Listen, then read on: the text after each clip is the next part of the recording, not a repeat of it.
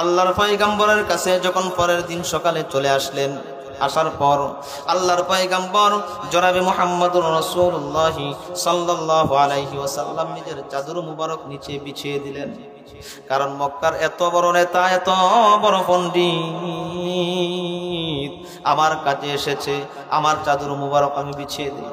আল্লাহর পয়গম্বর যখন চাদর মুবারক বিছিয়ে দিয়েছেন, দাহিয়াতুল কলবি বলেন, না না না, ইয়া রাসূলুল্লাহ, ইয়া হাবিবাল্লাহ, ওগো নবীজি, আপনার চাদর মুবারক আপনি নিয়ে নেন।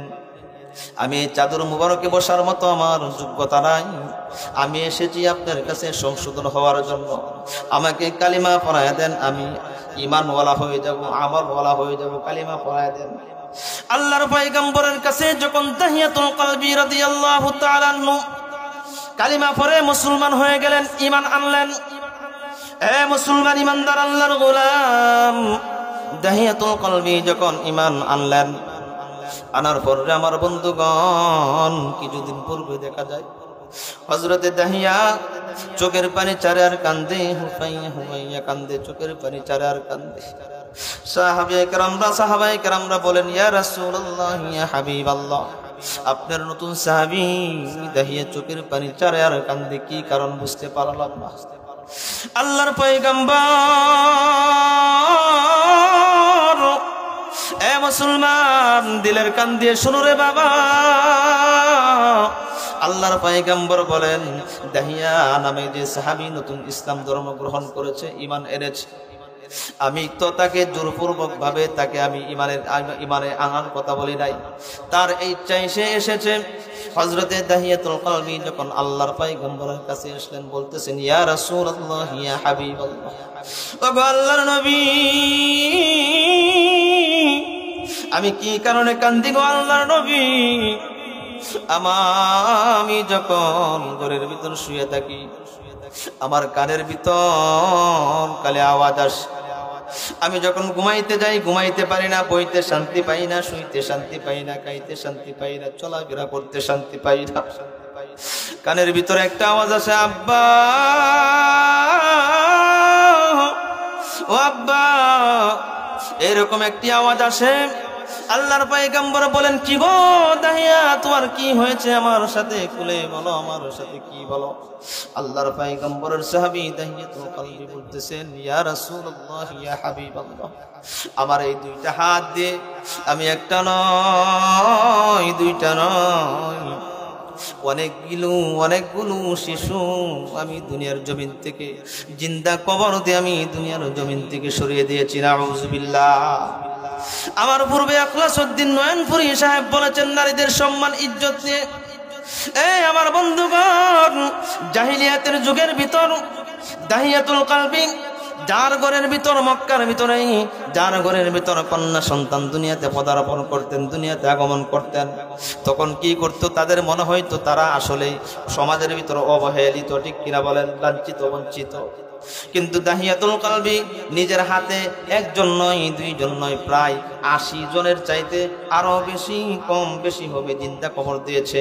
সর্বশেষ কথা হলো রে আমার বন্ধুগণ, হযরতে দাহিয়াতুল কলবি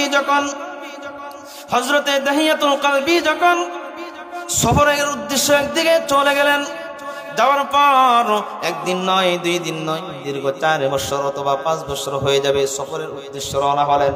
সফরে যাওয়ার পূর্ব মুহূর্তে স্ত্রীকে বলতেছেন, প্রাণের স্ত্রী রে, তোমার গর্ভে যে সন্তানটা দুনিয়াতে আগমন করবে, এই সন্তান যদি ছেলে সন্তান হয়, তাকে আদর যত্ন করে কি করবা? বড় করবা। আর যদি কন্যা সন্তান হয়ে যায়, তাকে তুমি কি করবা? দুনিয়ার জমিন থেকে সরিয়ে দিবা। হযরতে দাহিয়াতুল কলবি রাদিয়াল্লাহু তাআলা আনহু কথা বলার পর সফরের উদ্দেশ্যে রওনা হয়ে গেলেন।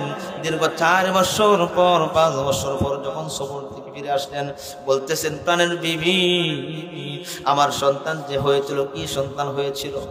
বলতেছেন, স্বামী হে, সন্তান তো হয়েছে, কিন্তু আমি তো মারি নাই, আমি তো মারি নাই। আপনার চেহারার সাথে অনেক সুন্দর মিল, এই জন্য আমার মনের ভিতরে কষ্ট লাগছে, আমি মারতে পারি নাই। আমার সন্তানকে আমি নানার বাড়িতে পাঠিয়ে দিয়েছি, মামার বাড়িতে পাঠিয়ে দিয়েছি। এই দাহিয়াতুল কলবি বলতেছেন, বিবি, তোমাকে আমি কি বললাম, এই মক্কার ভিতর যার ঘরের ভিতর কন্যা সন্তান হবে তার মতো অদামি মানুষ আর কেউ হইতে পারে না। এই আমার বন্ধুগণ, যখন দাহিয়াতুল কলবি বলতেছেন বিবির সন্তানটাকে একটু দেখতে চাই, মামার বাড়ি থেকে সন্তানটাকে কবর দেয়া না হলো। সন্তানটা যখন বাড়িতে আসলো, আসার পর দাহিয়াতুল কলবি সন্তানটা মাকে বারবার বলে আব্বা আব্বাজান কখন আসবে, এইভাবে বারবার বলতে থাকে। এই আমার বন্ধুগণ, আল্লাহ রাব্বুল আলামিন মানুষের হৃদয়ের ভিতর যখন নিষ্ঠুরতা দেয়া দেয় তখন কিন্তু একবারে পরিপূর্ণই মোহর মেরে দেয়, ঠিক কিনা বলেন?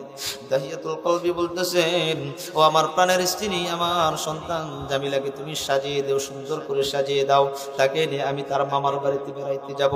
এই কথা বলার পর দাহিয়াতুল কলবি এই মেয়েটাকে নিয়ে পাহাড়ের দিকে রওনা হলে মেয়েটা বলতেছেন, বাবা গো, তুমি আমাকে কোথায় নিয়ে যাচ্ছ? আমার বন্ধুগণ, মেয়েটা যখন বলেন তোমার মামার বাড়ির দিকে আমি নিয়ে যাচ্ছি, হযরতে দাহিয়াতুল কলবি বারবার বলেন, এ বাবা, এই রাস্তা তো আমি চিনি, এই রাস্তা তো আমার মামুর বাড়ির যাওয়ার রাস্তা নাই, নানার বাড়ির যাওয়ার রাস্তা নাই। মরুভূমির প্রান্তরে সুন্দর করে একটি গর্ত করল। বারবার বাবাকে বলতেছে, বাবা তুমি গেমে অস্থির হয়ে যাচ্ছ, কি কারণে গর্ত করো?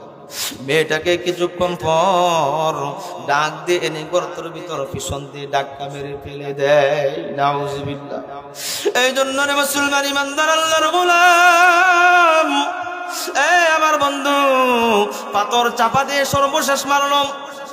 আর বলতেছেন, আব্বা তুমি যখন সফরে ছিলা বারবার আমার আম্মাজানকে আমি জিজ্ঞাসা করতাম, আমার বাবা কবে আসবে, বাবা কবে আসবে। আব্বা গো, তুমি এমন ভাবে আসছো রে আব্বা, আমার আর জাহিল হয়ে তুমি তার উপরে এসেছ।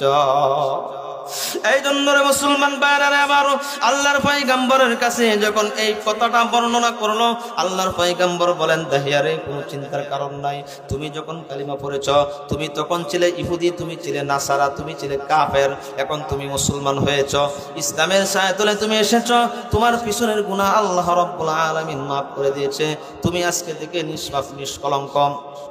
এই জন্য রে মুসলমান ভাইরা, আমার ইমান এমন একটি দামি সম্পত্তি আমার বন্ধুগণ, ইমান নিয়ে যদি বাঁচতে পারি দুনিয়াতেও লাভ, পরকালেও লাভ, ঠিক কিনা বলেন? ইমান হারা হয়ে এক সেকেন্ডের জন্য আমরা বাঁচার চেষ্টা করবো না, ঠিক কিনা বলেন?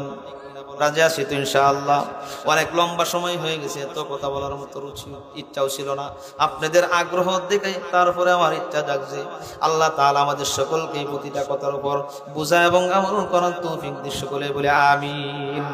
আমরা সদা সর্বদাই ইমানকে আমরা বিক্রি করব না 5 টাকার চার কাছে, ঠিক কিনা বলেন?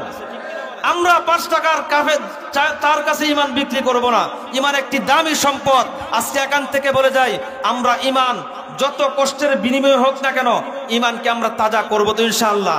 আর ইমানকে তাজা করতে চাইলে ওয়াজ মাহফিলের ব্যবস্থা করতে হয়, মসজিদে গিয়ে নামাজ পড়তে হয়, উলামায়ে কেরামদের সাথে সম্পর্ক রাখতে হয়। আজকে থেকে তো আমরা রাখবো ইনশাআল্লাহ। লিল্লাহি তাকবীর। আল্লাহ তুমি কবুল করো, মঞ্জুর করো, সকলে বলে আমিন। ওয়া আখির দাওয়ানা আনিল হামদুলিল্লাহি রাব্বিল আলামিন। আসসালামু আলাইকুম ওয়া রাহমাতুল্লাহি ওয়া বারাকাতুহু।